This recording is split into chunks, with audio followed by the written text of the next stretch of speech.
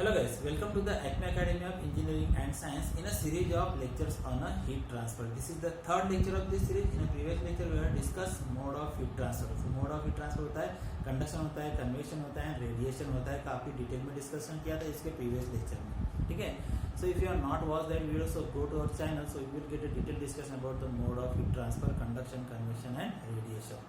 So rate of heat transfer by conduction is governed by the Fourier law of heat conduction. Rate of heat transfer by convection is governed by the Newton's law of cooling. Rate of heat transfer by radiation is governed by the Stephens-Boltzmann law. Today we are going to discuss the Fourier law of heat conduction. आज हम discuss करने वाले Fourier law of heat conduction discuss करने वाले हैं and आज हम discuss करेंगे thermal resistance through a slab. तो थर्मल रेजिस्टेंस जो फार्मूला है फॉर अ स्लैब के लिए वो हम आज डिस्कस करने वाले, डिराइव करने वाले हैं. ठीक है. तो सबसे पहले डिस्कस कर लेते हैं स्टेटमेंट क्या है Fourier law of heat conduction. Fourier law of heat conduction क्या बोल रहा है वो स्टेटमेंट हम डिस्कस कर लेते हैं. तो क्या है, rate of heat flow through a simple homogeneous solid is directly proportional to the area of a section at right angle to the direction of heat flow. तो यहाँ पे जो होता है रेट ऑफ हीट फ्लो होता है वो हम Q से रिप्रेजेंट करते हैं. रेट ऑफ हीट फ्लो से Q से रिप्रेजेंट करते हैं. वो क्या होता है, is directly proportional to the area of section. तो यहाँ पे एरिया ऑफ सेक्शन होता है at right angle to the direction of heat flow. ठीक है. तो ये यहाँ पे राइट एंगल है तो यहाँ पे मैं कंसीडर कर लेता हूँ one dimensional heat flow consider करता हूँ यहाँ पे. ठीक है. तो यहाँ पे one dimensional heat flow consider करता हूँ. यहाँ पे क्यूबिकल एलिमेंट में कंसीडर कर लेता हूँ. ठीक है. तो यहाँ पे क्यूबिकल एलिमेंट मैंने कंसीडर किया. ठीक है. यहाँ पे क्यूबिकल एलिमेंट कंसीडर कर लेता हूँ मैं. तो यहाँ पे जो रहने वाला है हीट फ्लो वो रहने वाला है एट राइट एंगल. क्या रहना चाहिए, at right angle to the direction of heat flow. तो यहाँ पे जो वो वन डायमेंशनल हीट फ्लो क्या रहना चाहिए, right angle to direction of heat flow होना चाहिए. ठीक है. तो यहाँ पे जो रहेगा, यहाँ पे ये लेंथ रहेंगी. ठीक है. यहाँ पे और यहाँ पे जो रहेगा in direction of heat flow and change upon temperature with respect to length. तो यहाँ पे चेंज ऑफ टेम्परेचर dt है विथ रिस्पेक्ट टू लेंथ. मैं यहाँ पे dx ले रहा हूँ. ठीक है. तो ds होता है थिकनेस भी बोलेंगे. तो यहाँ पे मैं एक स्मॉल एलिमेंट कंसीडर कर लेता हूँ. ठीक है. यहाँ पे मैंने स्मॉल एलिमेंट कंसीडर किया, ये dx है. ठीक है. यहाँ पे इस टाइप से मैंने स्मॉल एलिमेंट कंसीडर किया और यहाँ पे जो है इसका जो है ये dx थिकनेस है. ठीक है. नाउ तो यहाँ पे जो है लेंथ है, यहाँ पे x इक्वल टू 0 और यहाँ पे x इक्वल टू क्या हो जाएगा, L हो जाएगा. और यहाँ पे मैं टेम्परेचर ले लेता हूँ, ये हायर टेम्परेचर रीजन यहाँ पे T1 ले लेता हूँ, यहाँ पे 200 डिग्री सेंटीग्रेड. सिमिलर यहाँ पे ले लेता हूँ, ये जो फेस पे टेम्परेचर लेता हूँ मैं 50 डिग्री सेंटीग्रेड. तो ये रहेगा T1, ये रहेगा T2 रहेगा. ठीक है. इस टाइप से मैं ले लेता हूँ. नाउ यहाँ पे जो है क्या, ये जो Q है ये क्या है, it is directly proportional to area of section and change of temperature with respect to length of a path of a heat flow. तो यहाँ पे ये जो प्रोपोर्शनल का साइन है क्या करना है, मुझे रिमूव करना है. तो मैं क्या करूँगा, यहाँ पे कांस्टेंट ऐड करूँगा. तो यहाँ पे जो कांस्टेंट होता है K मैं ऐड कर रहा हूँ. ठीक है. तो यहाँ पे जो K है it is the constant proportionality. क्या है ये constant proportionality and it is called as thermal conductivity. तो यहाँ पे ये जो K है ये क्या है, थर्मल कंडक्टिविटी है. थर्मल कंडक्टिविटी ये जो K है it is the constant proportionality and it is called as thermal conductivity. ठीक है. तो यहाँ पे मैं ऑब्जर्वेशन अगर करता हूँ तो यहाँ पे जो है मैं क्या कर लेता हूँ, यहाँ पे जो dx है मैं यहाँ पे ट्रांसफर कर लेता हूँ. यहाँ पे ये जो dx है मैं यहाँ पे ट्रांसफर किया एंड क्या है k/a अपॉन q यहाँ पे मैं ट्रांसफर कर लेता हूँ. ठीक है. तो ये जो है कंप्लीट एक्सप्रेशन फॉर ये जो मैंने स्मॉल एलिमेंट मैंने कंसीडर किया था उसके लिए रहेगा. अभी मैं क्या करता हूँ, पूरा अगर हीट ट्रांसफर हो रहा है पूरे एलिमेंट के लिए तो मैं क्या करूँगा, यहाँ पे इंटीग्रेटिंग करूँगा. ठीक है. तो इंटीग्रेटिंग करूँगा तो यहाँ पे dx है, तो यहाँ पे देखो 0 to L. तो यहाँ से यहाँ पे हीट फ्लो हो रही है तो 0 to L. अगेन मैं यहाँ पे क्या कर लूँगा, यहाँ पे जो टेम्परेचर रहेगा इट इज T1 एंड ये रहेगा T2 रहेगा. यहाँ पे T1 से T2 तक रहेगा. सो यहाँ पे क्या हो जाएगा, ये x हो जाएगा. ठीक है. तो ये हो जाएगा 0 to L और यहाँ पे k/a/q ये कांस्टेंट है. तो यहाँ पे आ जाएगा क्या आएगा T and this is T1, ये T1 और यहाँ पे आएगा T2. तो यहाँ पे L-0 और यहाँ पे ka/q. तो यहाँ पे आ जाएगा T2 माइनस T1. ठीक है. तो यहाँ पे क्या हो जाएगा, ये जो है Q यहाँ पे हो जाएगा ये k/a. ठीक है. L जो है यहाँ पे ट्रांसफर कर दूंगा. ठीक है. यहाँ पे इस टाइप से भी हम कर सकते हैं ka/q यहाँ पे T2 माइनस T1. ठीक है.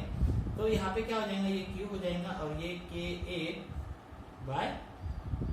हो जाएगा और यहाँ पे होगा T2 माइनस T1 और यहाँ पे Q इज इक्वल टू बोल जाएगा T2 माइनस T1, ठीक है, यहाँ मिल जाएगा T2 माइनस T1 और यहाँ पे हो जाएगा L बाय के ए, ठीक है, यहाँ पे L बाय के।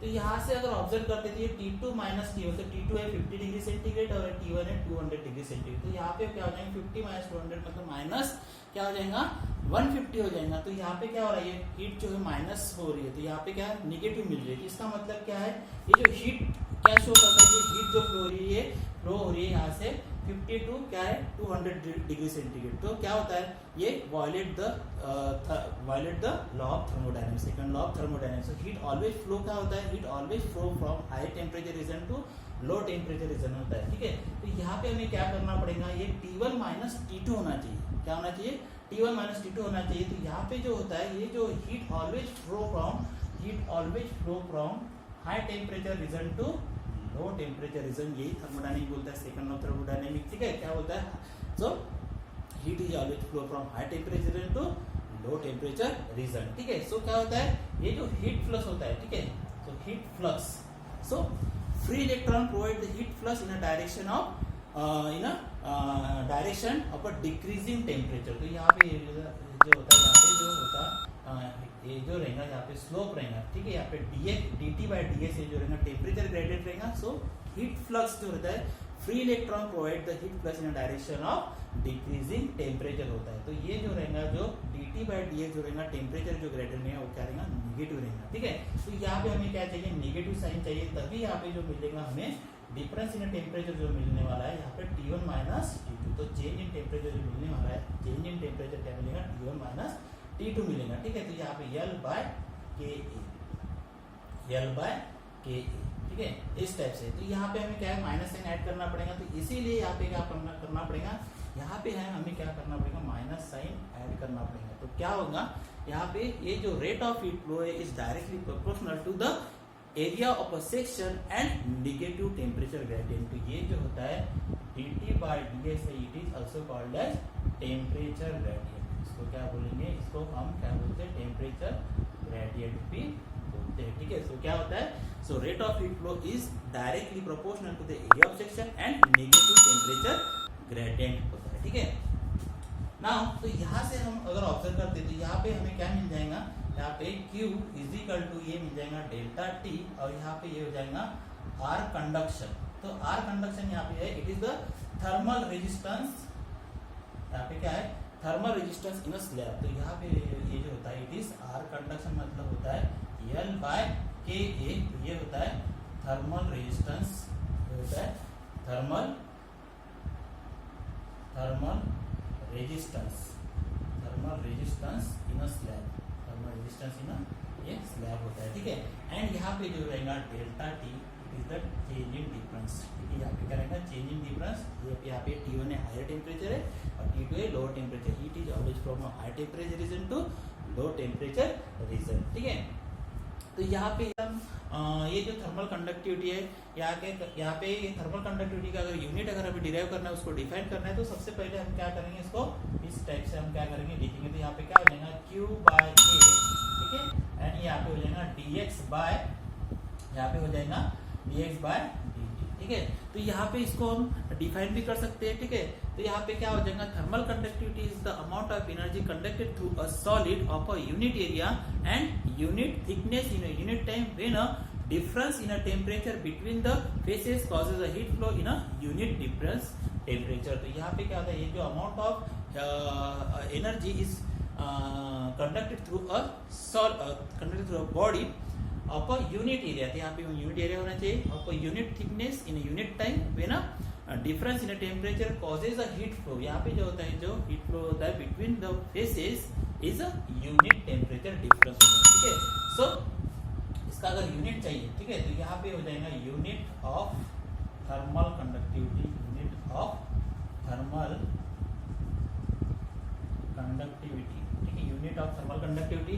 तो ये जो Q का यूनिट क्या होता है, unit of a rate of heat flow, ये होता है वैट होता है, ठीक है। तो यहाँ पे रहेगा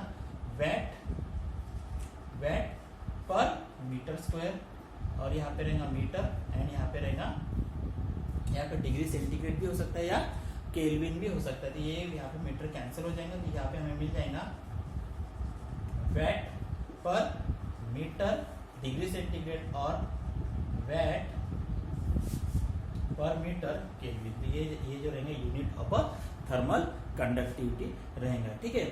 देन यहाँ पे क्या करेंगे हम, यहाँ से अगर ऑब्जर्वेशन करते हैं तो यहाँ पे क्या हो जाएगा, ये जो A है मैंने इसको Q के अगर डिनोमिनेटर में ट्रांसफर किया तो यहाँ पे क्या हो जाएगा, U को ये जो Q के डिनोमिनेटर में अगर ट्रांसफर किया तो ये Q बाय क्या हो जाएगा, A हो जाएगा, और यहाँ पे हो जाएगा माइनस A, और ये क्या हो जाएगा dt बाय क्या हो जाएगा ds, ठीक है। तो यहाँ पे हो जाए Q by A is equal to, ये स्मॉल q होता है, और यहाँ पे होता है it is the heat flux.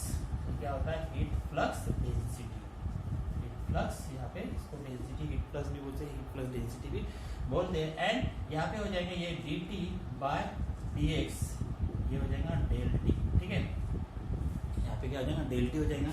Then यहाँ पे मिल जाएगा ये q is equal to minus k, यहाँ पे डेल t, ठीक है। यहाँ पे क्या हो जाएगा, q minus k del t।